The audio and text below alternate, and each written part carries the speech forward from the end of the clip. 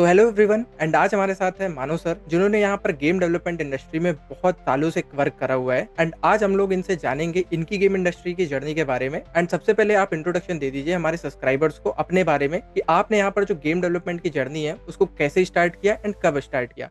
Hello Priyanshu. Thanks invite me over here.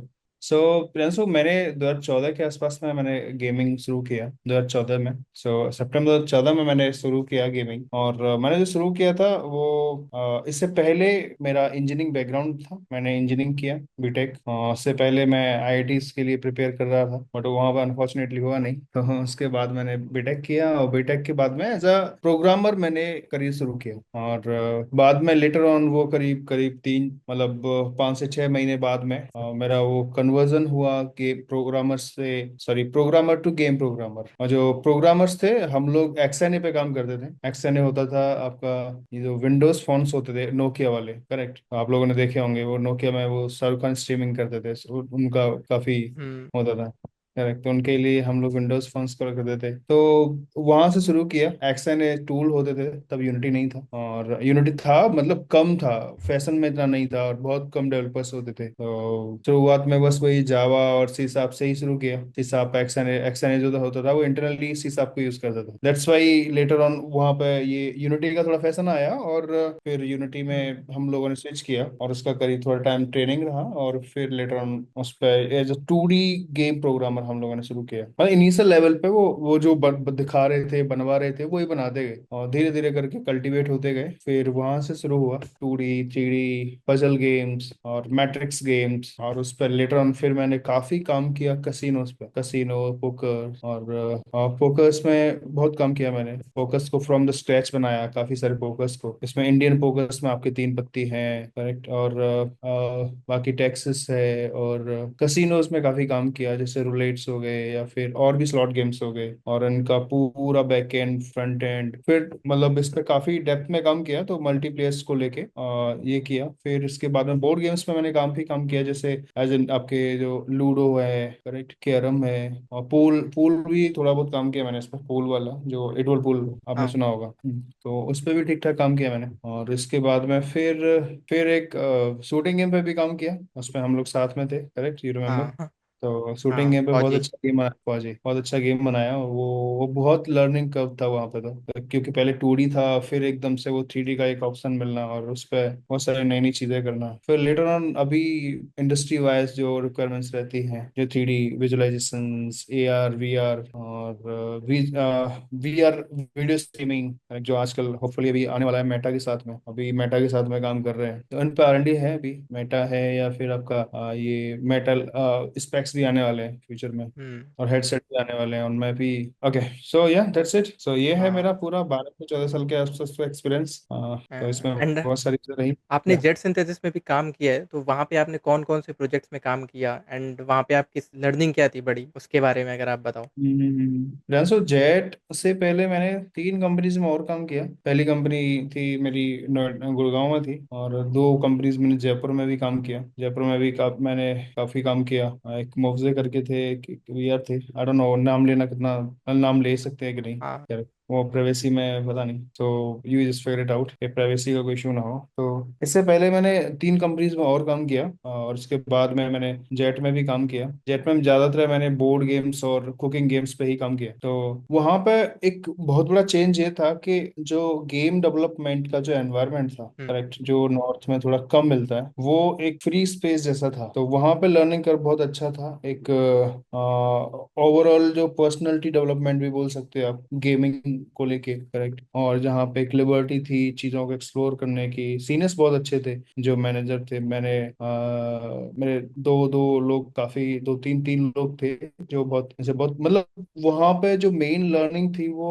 Teams के साथ में थी, करेक्ट। तो उन उन लोगों से बहुत सीखने को मिला कि कैसे काम करना होता है। सबसे मेन है कि काम को अप्रोच कैसे करना होता है, करेक्ट। तो वो वहां पे उन लोगों से बहुत सीखा मैंने। और अगेन मतलब वहां का सबसे मेजर कर्व रहा है मेरा लर्निंग का, और just because of team only. और बाकी भी कोऑपरेटिव थी, तो पूरा ओवरऑल जो मैनेजमेंट था वो भी काफी कोऑपरेटिव था। एक टाइम देते थे वो लोग और प्रॉपरली मैनेज करके काम करवाते थे। तो वहां पे भी ठीक था, उसके बाद में भी इनफैक्ट सारी कंपनीज में ही लर्निंग कर तो रही है, और सारी कंपनीज में ही अलग अलग जोनरा में एक एक्सपीरियंस बढ़ा है, सबका एक हम्म। प्लस पॉइंट है, करेक्ट। कुछ ना कुछ नया तो हुआ ही है, मतलब ये आप पे डिपेंड करता है कि आप कितना चीजों को एक्सप्लोर कर रहे हो। हाँ हाँ। आपने तो यहाँ पर 10 to 15 ईयर्स तक काम किया इंडस्ट्री में, तो आपके हिसाब करेक्ट। से ऐसा क्या है कि अभी इतना एक डिकेड में क्या क्या चीजें चेंज हो गई? स्पेशली आपने मल्टीप्लेयर गेम्स में बहुत ज्यादा काम किया है, उनके हिसाब करेक्ट से बताइए, करेक्ट। एंड आपने क्या देखा है कि इवॉल्व होते हुए पिछले 10 सालों में गेम इंडस्ट्री में?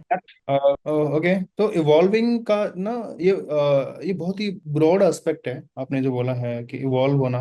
देखो, प्रोग्रामिंग में सबसे पहला इवॉल्व तो यही है कि अभी का जो एआई है, ये सिस्टम है, करेक्ट, वो बहुत इवॉल्व हुआ है, और उससे बहुत ज्यादा हेल्प मिली है लोगों को। और दूसरा फिर ये है कि जो ऑब्वियसली जो जो जो आईडीज हैं, जो इंटरनल प्रोग्रामिंग्स हैं, उन्होंने भी काफी ज्यादा चीजों को ईज किया है, चीजों को लेकर। और इसके अलावा फिर मेनली मेनली तो अभी अभी रिसेंटली 2-3 साल से बहुत ज्यादा एक एक एक एक कहीं ना कहीं एक कर्व बहुत ज्यादा गया है, और वो है मेनली एआई की वजह से। हम्म। और दूसरा फिर ये जो अपकमिंग मतलब जो जो जो कमिंग जनरेशन है, इसके लोग भी थोड़े स्मार्ट हैं, मतलब जो प्रोग्रामर्स हम लोग मतलब 3 to 4 years में होते थे, वो आजकल के जो लड़के हैं वो थोड़े जल्दी हो रहे हैं, तो उनका मतलब जो सीखने का तरीका है, जो काम करने का तरीका है, वो एक एज अ जनरेशन मान लो, या फिर मतलब जनरेशन तो नहीं कह सकते, 2-3 साल तो बहुत छोटा पीरियड होता है, लेकिन हाँ स्मार्ट हैं लड़के नए नए, और वो चीजें बहुत सीख रहे हैं। और मतलब मेन है कि आप सीखने का तरीका कैसा है, करेक्ट। जब हम्म। हम लोगों ने यूनिटी सीखा था, तो हमने यूनिटी सीखा और फिर सी शार्प सीखा, मतलब बेसिक आता था उप्स वगैरह, और बेसिक प्रोग्रामिंग आती थी, लेकिन मेन फोकस जो था वो पहले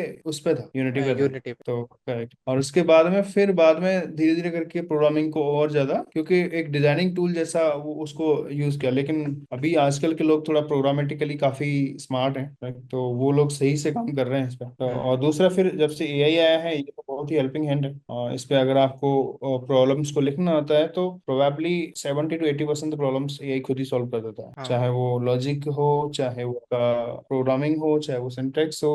अभी अभी वो टाइम नहीं है, सबसे मेन है कि अभी कम्युनिटी इतना बड़ा हो गया है, जैसे ओके, मैं आपके क्वेश्चन पे आता हूँ कि अभी इवॉल्व क्या हुआ है। सबसे मेन इवॉल्व हुआ है कम्युनिटी, चाहे वो प्रोग्रामर्स की हो, चाहे वो गेमर्स की हो, करेक्ट। और जो कम्युनिटी इवॉल्व हुई है, इसकी वजह से जो, और दूसरा फिर टूल्स में भी इवॉल्व हुआ है, उसमें एआई आ गया, करेक्ट।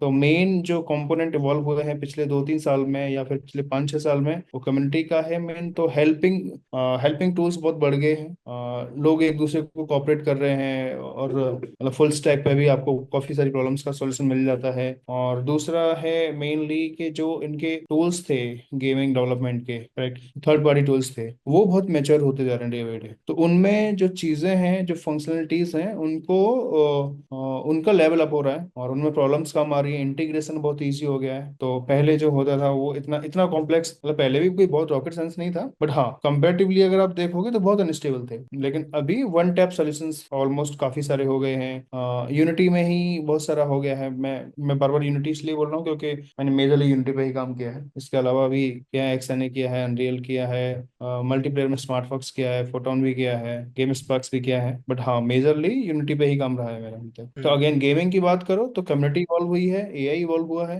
अगर तो और इनका इम्पैक्ट सब जगह गया है। हम्म। नेक्स्ट क्वेश्चन मेरा ये है कि आपने सिंगल प्लेयर गेम्स में काम करा है स्टार्टिंग में अपने करियर पे? सिंगल प्लेयर, ओके, शायद आप सिंगल प्लेयर उसको बोल रहे हो जो जो कोई बंदा जाएगा डायरेक्टली खेलेगा, गेम प्ले करेगा, हाँ, करेक्ट। डायरेक्टली खेलेगा या फिर बिना इंटरनेट के खेलता हो, या नॉर्मल ऐसे ही खेलता हो। ऑफलाइन एंड ऑफलाइन उस गेम्स की बात कर हाँ, रहे हैं क्योंकि जब 2014 2013 में इतना इंटरनेट अवेलेबल नहीं रहता था, आप? तो उस टाइप पे किस टाइप के गेम्स चलते थे, या फिर तब क्या मल्टीप्लेयर इतना इवॉल्व हुआ था कि नहीं हुआ था? करेक्ट। तो प्रियांशु, ये जो अभी मल्टीप्लेयर जो इवॉल्व हुआ है ना, मेजरली, खैर ऐसा नहीं है। जैसे अब अगर आप देखो तो मिनी क्लब है, वो काफी टाइम से मल्टीप्लेयर पे बहुत अच्छे अच्छे गेम्स बना रही है, लेकिन अगर हम्म। बात करो आप इंडियन गेमिंग की, तो इंडियन गेमिंग मल्टीप्लेयर में आपका 17 15 के बाद में ही थोड़ा अच्छे से ग्रोथ किया है। मतलब हाँ। ऐसा नहीं कहता मैं, ये बहुत मतलब बोलना थोड़ा गलत हो जाएगा कि पहले नहीं थे। इंडिया में भी बहुत सारे गेम्स थे, जैसे आपके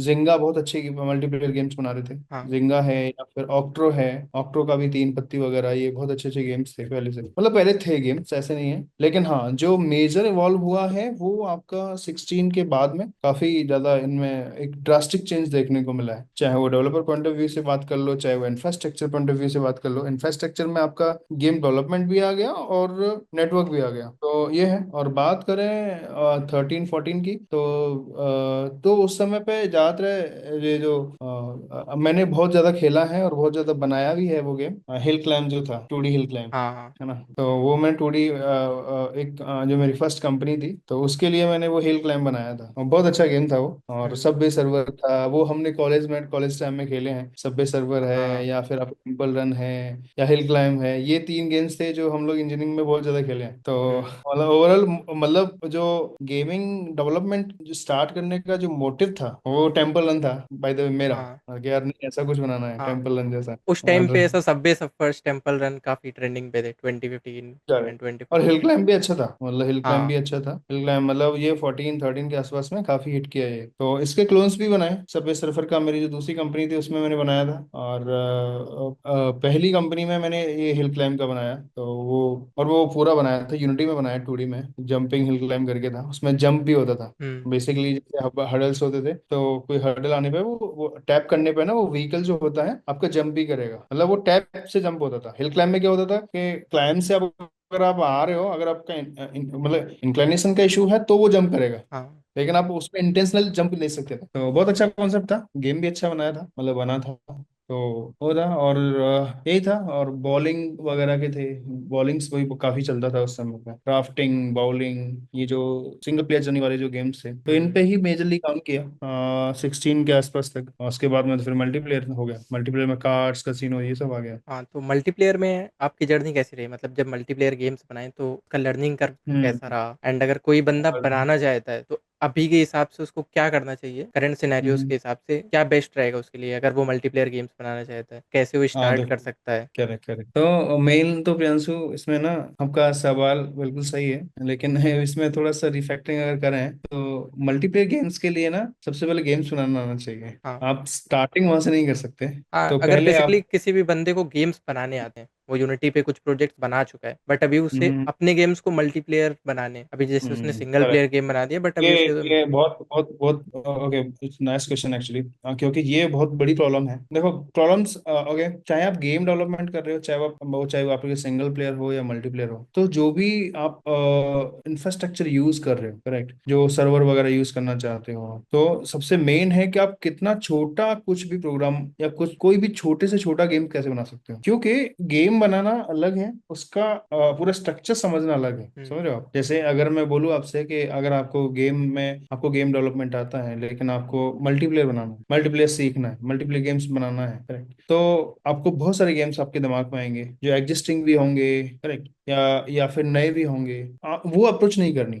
मेन है आप जैसे मैंने जितने भी जैसे टिक टैक टो ये है, हम्म। करेक्ट, तो मतलब अभी आपको मेन मेन ये देखना है कि आप उसका स्ट्रक्चर कैसा है, चीजें कैसे इधर से उधर ट्रांसफर हो रही हैं, करेक्ट। तो आप जितना सिंपल जो प्रोजेक्ट लोगे, आप अगर सीखने की बात करें, पहले आप दो चार ऐसे गेम्स लेने हैं जिनमें आपको मतलब सबसे कम चीजें हों, और मेन इंफ्रास्ट्रक्चर है, जैसे रूम्स हो गया, जोन्स हो गया, ज्वाइनिंग हो गया, डिस्कनेक्शन हो गया, इंटरनेट इश्यूज को हैंडल करना हो गया, इनसे आपको टैकल करना पड़े, न कि आपको games. You getting my hmm. Point? मतलब हाँ। आपको गेम, हाँ, आपको पहले सबसे पहले मेन इंफ्रास्ट्रक्चर उठाना उसका, जैसे उसमें ज्वाइन हो गया, लीव हो गया कोई भी, और या फिर आपका उसमें कम्युनिकेशन हो गया। कम्युनिकेशन जितना कम भी हो तो भी चलेगा, क्योंकि कम्युनिकेशन के ज्यादा चक्कर में नहीं पड़ना है। और उसके बाद में फिर उसमें इश्यूज हो गए, इंटरनेट इश्यूज हो गए, करेक्ट, और फिर ये यही सारी चीजें हैं, और घोस्ट यूजर्स हो गए, बहुत सारे सर्वर में बहुत होते हैं। तो अगेन मतलब प्रॉब्लम वही है कि आपको गेम पे कम ध्यान देना है, और गेम आपका छोटा होना चाहिए, बहुत जितना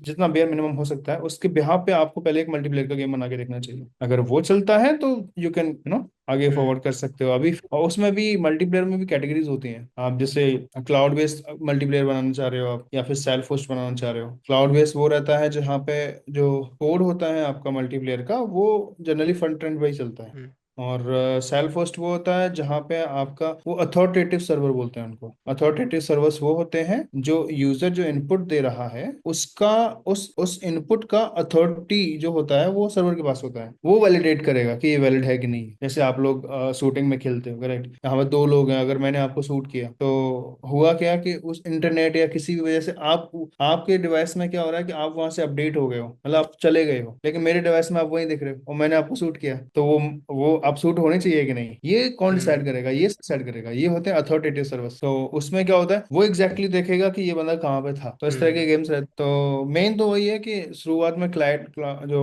क्लाउड बेस्ड गेम होते हैं उनसे शुरू करो। मतलब तो जैसे अप्रोच सिंपल रखो, पहले स्टार्टिंग में छोटे-छोटे हाँ, प्रोजेक्ट्स मेन उठाओ मेन क्या है कि एंड हाँ अप्रोच सिंपल रखो, करेक्ट। मल्टीप्लेयर में बहुत सारे लेयर्स होते हैं। जैसे अगर मल्टीप्लेयर कोई यूनिटी डेवलपर है तो कैसे सीखेगा, मतलब सबसे मेन प्रॉब्लम वो है। क्योंकि बैकएंड देखो, एक होता है कि मल्टीप्लेयर को यूनिटी में इम्प्लीमेंट करना या हुँ, जैसे इंटीग्रेट करना, तो इंटीग्रेट एक अलग चीज है, करेक्ट। हुँ, और फिर है कि बैकएंड का भी आपका एक सेटअप होना चाहिए।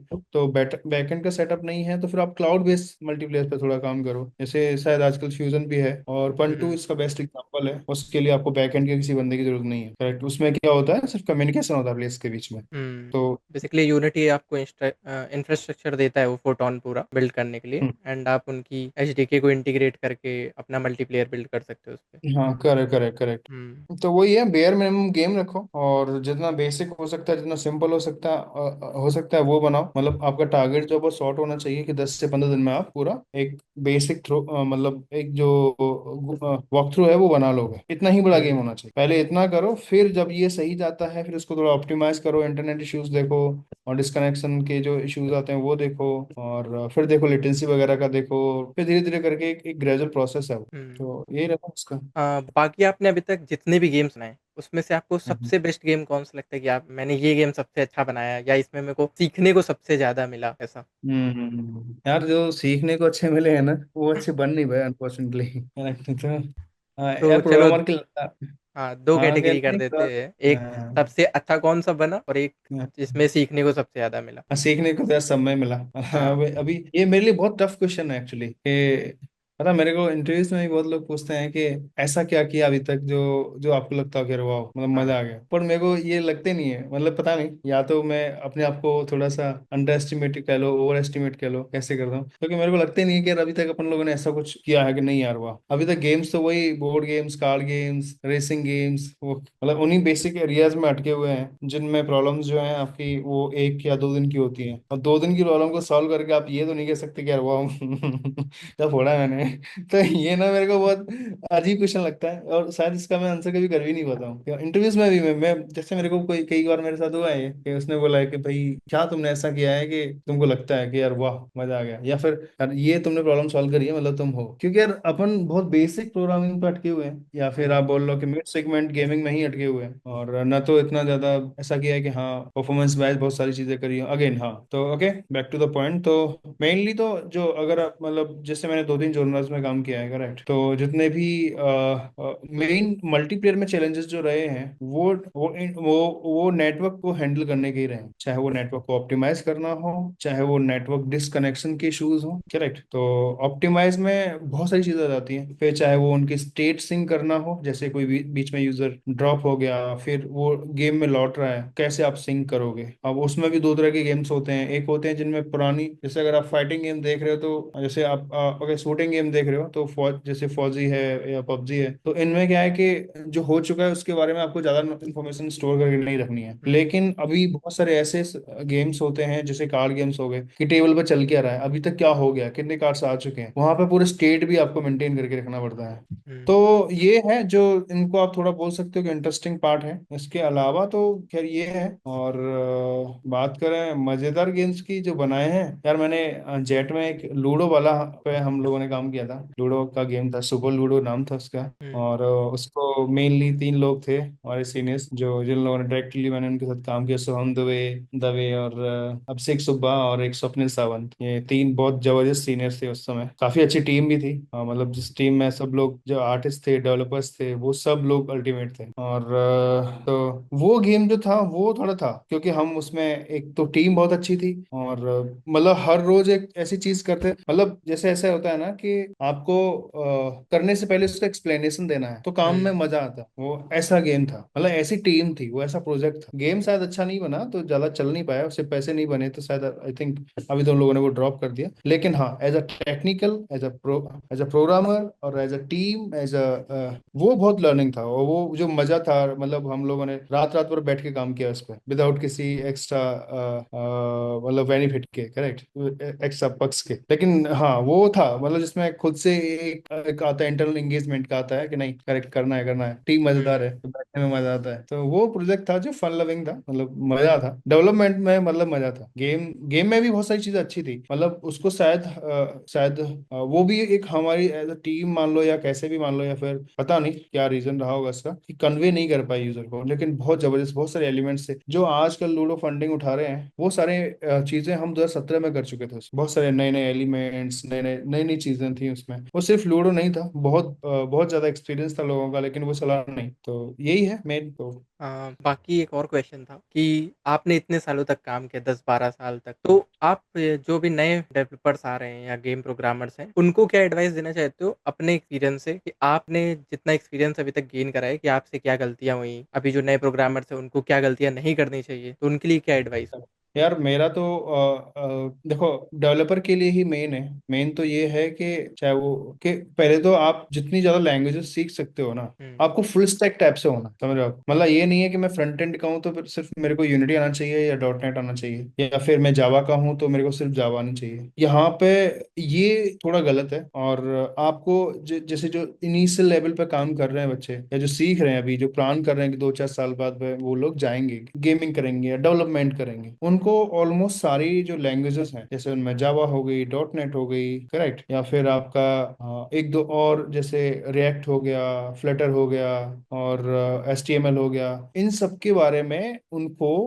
बेसिक बेसिक तो एटलीस्ट पता होना चाहिए। हम्म। मतलब कोर आपको सारी इन चीजों का थोड़ा आना चाहिए। मैं ये नहीं कह रहा हूँ कि आप उसमें मतलब अच्छे होने चाहिए, कोई जरूरी नहीं है। लेकिन हाँ, आपको पता होना चाहिए कि जब फ्यूचर में कभी, बेसिकली क्या होता है ना कि अभी जो धीरे धीरे करके जो इंफ्रास्ट्रक्चर अच्छा होता जा रहा है, तो गेम भी काफी, इनका जो कॉम्प्लिकेशन जो है वो अच्छी होती जा रही है, बढ़ रही हम्म। है, करेक्ट। जब आप मल्टीप्लेयर बनाओगे, जब आपको पता ही नहीं है ना, मतलब अगर आपको चीजें पता होंगी ना, तो आप बेहतर कम्युनिकेशन कर सकते हो बैक एंड टीम से, और उनमें भी अपना इनपुट दे सकते हो, उसकी डिपेंडेंसी की चीजें बता सकते हो या उनका समझ सकते हो, तो आपको इजी टू अंडरस्टैंड रहेगा। तो बेसिक तो यही है, जो भी बच्चे प्रोग्रामर्स बनना चाहते हैं या प्रोग्रामिंग करना चाहते हैं, करेक्ट, तो उनको जो बेसिकली जावा और सी शार्प, जो ऑलमोस्ट सिमिलर है, थोड़ा बहुत सिंटेक्स का ही फर्क है, तो ये तो होना ही चाहिए। सी हो गया, C++ हो गया, ये 3-4 लैंग्वेज हैं जिनमें ज्यादा बहुत टाइम नहीं लगता है। 3-3 4-4 महीने की क्लासेस करके आपको करना चाहिए वो, जिससे कि आपको बेसिक पता हो कि इंटरनल चल के आ रहा है, ये कैसे है। ये आपको बहुत कॉन्फिडेंट करेगा, और इनफैक्ट आपको फ्यूचर में भी बहुत ज्यादा रहेगा, क्योंकि जितने भी इंजन हैं वो इन्हीं लैंग्वेज पे काम कर रहे हैं। यूनिटी है वो डॉट नेट में कर रहा है, अनरियल है वो आपका C++ में कर रहा है, करेक्ट। और C++ के लिए आपको सी थोड़ा बहुत आना चाहिए, सी आता होगा तो आपका C++ अच्छा होगा। तो लोगों को ये नहीं है कि यार आज के टाइम पे सी तो काम ही नहीं आ रहा तो सी क्यों सीखना है, नहीं, हम्म। ऐसा कुछ नहीं है। आपको सी से ही शुरू करना चाहिए, सी भी सीखना चाहिए। मतलब शुरू मत करो, अगर आपने जावा पढ़ लिया है, डॉट नेट पढ़ लिया है, आपका काम तो चल ही रहा होगा ऑब्वियसली, बट हाँ, अगर आपको चीजें समझ आने लग गई हैं तो उसी पढ़ लो, बहुत ज्यादा टाइम नहीं लेगा, 1.5-2 महीने लेगा हार्डली, और वो आपको एक अलग ही लेवल का कॉन्फिडेंस आपके अंदर डालेगा। तो मुझे लगता है कि जो बेसिक नेसेसिटी वाली प्रोग्रामिंग है वो आपको होनी ही चाहिए। हम्म। तो ये है। और बाकी तो फिर ये है कि जैसे जैसे चीजें टाइम से देखो, आज पूरा ही एजुकेशन को लेके ना मेरा एक ही चीज रहती है कि आज जैसे अगर कोई बच्चा आज इंजीनियरिंग कर रहा है, तो जब वो जॉब करने आएगा ना, तो वो सारी चीजें ऑब्सोलीट हो चुकी होंगी जब वो जो अभी वो सीख रहा है, हम्म। करेक्ट। जब हम लोग इंजीनियरिंग कर रहे थे तो हम जो सीखा वो उस समय तक आई, या तो वो ऑब्सलीट हो गई या वो खत्म ही हो गई। मेन क्या है, मेन है प्रॉब्लम को सॉल्व करने का तरीका, वो सीखना अपने को, वो कभी ऑब्सलीट नहीं होगा। आप हाँ। कितना बेहतर तरीके से चीजों को टैकल करते हो, कैसे एनालाइज करते हो। सबसे मेन प्रॉब्लम है कि आपसे गलती हो रही है तो आप उसको कैसे री एनालाइज कर रहे हो, कि मतलब क्यों हुआ। जैसे जैसे प्रोग्रामिंग में अगर इसको मैं बोलूँ डीबग करना, मैं उस प्रोग्रामर को अच्छा मानता हूँ जो डीबग करना जानता है, करेक्ट। हम्म। तो मतलब तो ये बहुत मेन है। तो मेन क्या है कि आपको अप्रोच कैसे करनी है, उसके लिए आपको बहुत सारी जो क्वेश्चंस होते हैं जो इंजीनियरिंग के टाइम पर बनाए जाते हैं, वो ज्यादा नहीं है, 100-150 क्वेश्चंस होंगे हार्डली, उनकी अच्छे से अच्छे प्रैक्टिस होगी, बार बार करोगे करोगे, मतलब वो जरूरी नहीं कि बाद में काम आए, लेकिन उनसे आपको जो द वे यू थिंक ना, वो इम्प्रूव होता है, तो वो मतलब बहुत आप जरूरी है। प्रॉब्लम अच्छे से सॉल्व कर पाओगे। हाँ, मतलब मेन क्या है कि आप प्रॉब्लम कैसे सॉल्व करते हो, फिर चाहे आप प्रोग्रामर हो, चाहे आप टेस्टर हो, चाहे आप, हम्म। क्योंकि टेस्टिंग में बहुत सारी प्रॉब्लम्स ऐसी होती हैं कि आपको कैसे, आप टेस्ट करते जा रहे हो, आपको बग आ रहा है, कभी कभी आ रहा है, रैंडम आ रहा है, बहुत लॉजिक का काम है वो। टेस्टिंग बहुत टफ जॉब है, ऐसा नहीं है। आप प्रॉपर उसका जो STR बोलते हैं, जो स्टेप्स टू रिप्रोड्यूस, अगर आप दे सकते हो, मतलब बहुत बहुत बड़ा काम है वो, एल्गोरिथम का काम है वो। आप समझो ना, देखो प्रोग्रामिंग हम्म। में जो एल्गोरिथम है वो भी तो यही होता है, स्टेप्स होते हैं कि पहले हम ये करेंगे, फिर लूप करेंगे, उसमें ये ऐसे होगा है। तो टेस्टिंग में भी ऐसे ही रहता है। तो आप कुछ भी काम करने वाले हो, अब जो भी बच्चे कॉर्पोरेट के लिए प्रिपेयर हो रहे हैं ना, तो उनको प्रॉब्लम सॉल्विंग आना चाहिए, मेन तो वो है। हम्म। तो ज्यादा से ज्यादा प्रोग्राम्स बनाओ अगर आप प्रोग्रामिंग की तरफ जा रहे हो। और जितनी सारी चीजें हैं, आप सबसे मेन है कि कमेंट लिखना सीखो। जो भी आप प्रोग्रामिंग कर रहे हो ना, उन जो मेथड्स आप लिख रहे हो उनके ऊपर कमेंट करना सीखो। कमेंट जब आप प्रॉपर कर पाओगे तो उससे दो तीन फायदे होंगे। पहला मेन फायदा होगा कि आप ना उसका नेमिंग कन्वेंशन पे बहुत इंप्रूव हो जाएगा, क्योंकि आप बोलते हैं, बचपन में बोला होगा कि याद करना है तो लिख लिख के याद करो, करेक्ट। वो क्यों बोलते हैं? क्योंकि जब हम चीज को लिखते हैं ना, तो उसको बहुत स्लोली हमारा माइंड ना प्रोसेस करता है, उसमें जो गलतियां हैं वो थोड़ी और चीजें होती हैं, दिमाग में और ज्यादा सही से चीजें बैठती हैं। तो अगेन जब आप कमेंट लिखते हो ना, आप देखो, कभी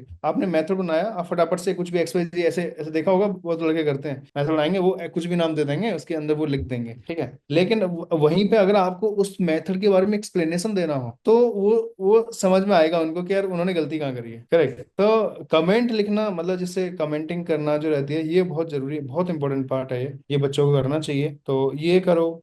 और जितना ज्यादा देखो, मेरे एक सीनियर थे, वो हमेशा बोलते थे कि आपको अच्छा होने के लिए किसी भी टास्क में ना एक स्पेसिफिक टाइम देना पड़ता है, ठीक है। वो XYZ कुछ भी टाइम हो सकता है, डिपेंड करता है आप क्या काम कर रहे हो। जैसे प्रोग्रामिंग की बात करो, जैसे उसके लिए 10,000 आवर्स हो गए, आपको एक्सपर्टीज होने के लिए ना 10,000 आवर्स देने ही पड़ेंगे। वो आप कब से शुरू कर रहे हो इस पर डिपेंड करेगा। मेरे को इस लेवल तक पहुंचने के लिए 10 साल लग गए, बट जिस बच्चे ने 12th से इतना इफर्ट किया होगा, जितने करीब 2 घंटे 3 घंटे प्रोग्रामिंग करी होगी, वो शायद 5 साल में इतना हो जाएगा जितना मैं 10 साल में हो पाया हूँ, करेक्ट। तो यही है कि प्रैक्टिस जो है, मेनली प्रैक्टिस मेन है प्रोग्रामिंग में। और दूसरा ये है कि आप जो गलतियां एक बार हो गई वो दोबारा नहीं रिपीट होनी चाहिए, नेमिंग कन्वेंशन प्रॉपर होना चाहिए। आप जो बोल रहे हो ना वैसे ही लिखो, प्रोग्रामिंग को बहुत कॉम्प्लिकेट मत करो। हाँ, लोग जो बोलते हैं कि नहीं ये ऐसे, वो फैंसी चीजों में नहीं है, लेकिन आप जैसे बोल रहे हो ना, नाम वैसे लिखो, लेंदी होगा चलेगा, लेकिन समझ में आना चाहिए वो। आप जब भी प्रोग्राम बना रहे हो तो पहले उसका पूरा एल्गोरिथम लिखो, एग्जैक्टली कि आप करने क्या वाले हो, फिर करो। मैं ये मान रहा हूँ कि आप पहली बार में बना दोगे प्रोग्राम, लेकिन वो सवाल ही नहीं है, करेक्ट। तो आपको वो क्या है ना, कि हो सकता है जो आपके दिमाग में फर्स्ट टाइम आपने बना दिया ना, उससे भी अच्छा बना सकते थे, उससे भी और ऑप्टिमाइज आप वो प्रोग्राम बना सकते थे। ये है मेनली, तो ये है कि आप कैसे चीजों को एड्रेस करते हो, कैसे उनको डिस्क्राइब करते हो। प्रोग्रामिंग को आप नॉर्मल डिस्कशन ही मानो, जो भी एक टास्क ही है वो, और टास्क को जितना आप अच्छे से समझ लोगे और उतना अच्छे से आप उसको सॉल्व कर सकते हो।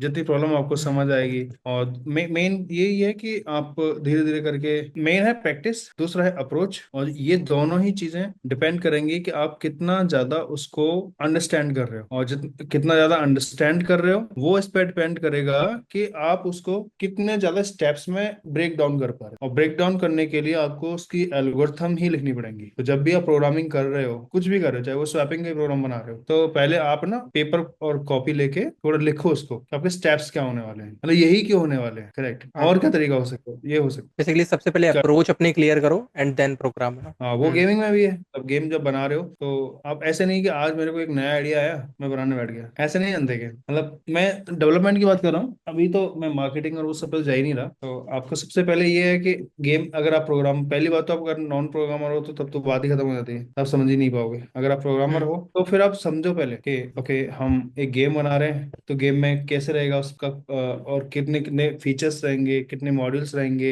और कैसे वो पूरा कनेक्ट होगा, क्या लॉगिन में कितनी सारी किन चीज़ों से हम लॉगिन करने वाले हैं। उसके बाद में फिर आपका और क्या थर्ड पार्टीज हो सकती हैं उसमें, फिर आपको समझ आएगा उसका एक टाइम एस्टिमेशन, कि आप बना भी सकते हो कि नहीं बना सकते हो। पता चला हम्म। कि आपने जब, मतलब ये जितना आप पेपर वर्क कर लोगे ना, उतना ज्यादा आपको ठीक रहेगा। मतलब आपके पॉइंट्स क्लियर हो जाएंगे कि करना क्या है, कब तक होगा। करना भी है क्योंकि कि नहीं काफी करना है। सारे लोग स्टार्ट कर देते हैं बड़े-बड़े प्रोजेक्ट एंड फिर वो उसको बीच में रोक देते नहीं हैं। होते कंप्लीट, नहीं होते कंप्लीट। वो हाँ, प्रॉब्लम ही है उसका एनालिसिस एनालिसिस सॉरी मतलब एनालाइज करने का है। मतलब जितना ज्यादा आप छोटी छोटी चीजों में मेरे एक सीनियर थे, उनका नाम मैं नाम थोड़ा सा मेरे दिमाग से उतर रहा है, बहुत अच्छे, मतलब उनके जितना मैंने कभी कोई बंदा चीजों को डिकंस्ट्रक्ट करते हुए नहीं देखा। सौरभ सौरभ गुप्ता तो बहुत अच्छे से, मतलब वो ऐसे थे कि आपको आपको एक प्रॉब्लम स्टेटमेंट दिया गया है, आप उसको कितनी ज्यादा बारीक चीजों में कर सकते हो, उतनी प्रोबेबिलिटी है कि आप उस काम को पूरा करोगे। हुँ, अभी सोचने को अभी बहुत सारे ऐसे आइडियाज आते हैं हमको ओवर द बाइक के, नहीं नहीं ये ऐसा छोटा सा गेम बनाते हैं, लेकिन उस छोटे से गेम को अगर आप छोटे छोटे पार्ट्स में डिवाइड करने लग जाओगे ना तो आपको समझ आ जाएगा।